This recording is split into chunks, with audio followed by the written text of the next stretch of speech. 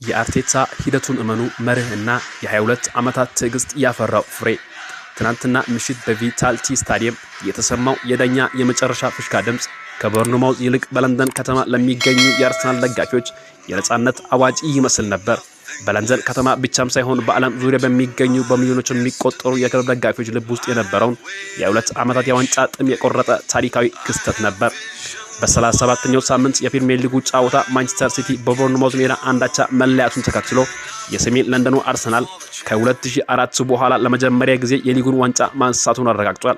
አርሰናል ሻምፒዮን ሆነ የሚል ድምጽ መስማት፣ አርሰናል ሻምፒዮን ሆነ የሚል ጽሑፍ ማንበብ ለበርካቶች ከሰበር ዜና በላይ ነው። ምክንያቱም ይህ ድል አንድን የሊግ ዋንጫን ማሸነፍ ብቻ አይደለምና ይልቁንም ለ22 ዓመታት የዘለቀ ናፍቆት፣ የልብ ስብራት፣ የትዕግስትና የጽናት መገለጫ ነው ይላሉ።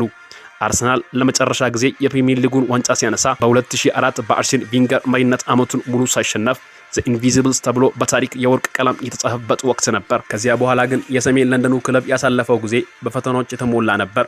ከሃይበር ወደ ኤምሬትስ ስታዲየም የተደረገው ሽግግር ክለቡን ለዓመታት ለከፍተኛ ዕዳ በመዳረጉ አርሰናል ኮከብ ተጫዋቾችን ለመሸጥ ተገደደ። በሊጉ ከታላላቆች አራት ውስጥ ቶፕ 4 መግባት ባለመቻል የሻምፒዮንስ ሊግ ተሳትፎ ማጣትና የደጋፊዎች ተስፋ መቁረጥ ክለቡን ክፉኛ ፈትነውት ቆይተዋል። ባለፉት ጥቂት የውድድር ዓመታት ደግሞ ዋንጫውን ለመጨበጥ ተቃርበው በመጨረሻዎቹ ሳምንታት በማንቸስተር ሲቲ ሲነጠቁ የነበረው የደጋፊዎች ስሜት እጅጉኑ ሲጎዳ ቆይቷል። አሰልጣኝ ሚካኤል አርቴታ የክለቡን ወንበር ሲረከቡ ቡድኑ የማንነት ቀውስ ውስጥ ገብቶ ነበር። ወጣቱን ሰብስቦ በመገንባት የክለቡን ባህል በመቀየርና በደጋፊውና በቡድኑ መካከል የነበረውን የሻከረ ግንኙነት በመጠገን ረጅም መንገድ ተጉዘዋል።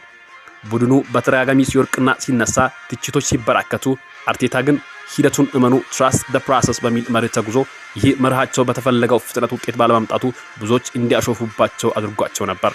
ያ ሁሉ ታዲያ ትናንትና ምሽት ተቀየረ። ሂደቱን እመኑ የሚል መርሃቸው ትናንት ምሽት አሳማኝ ፍሬ አፈራ።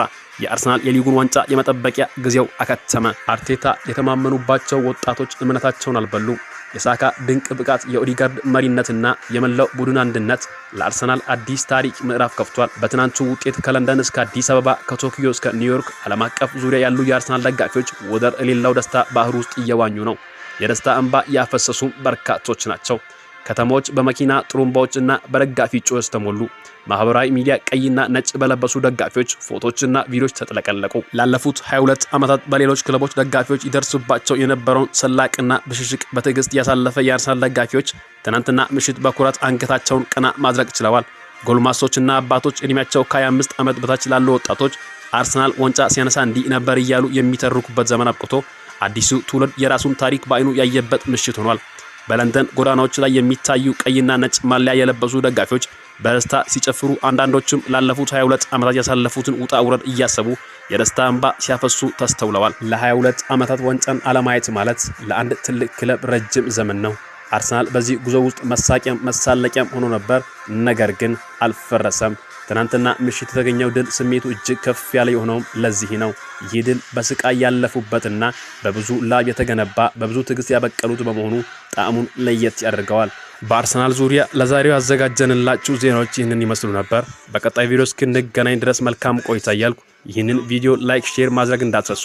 እንዲሁም ለዚህ ቻናል አዲስ ከሆናችሁ ይህንን ቻናል ሰብስክራይብ በማድረግ አዳዲስና ትኩስ መረጃዎችን እንድታገኙ እያልኩ መልካም ቆይታ።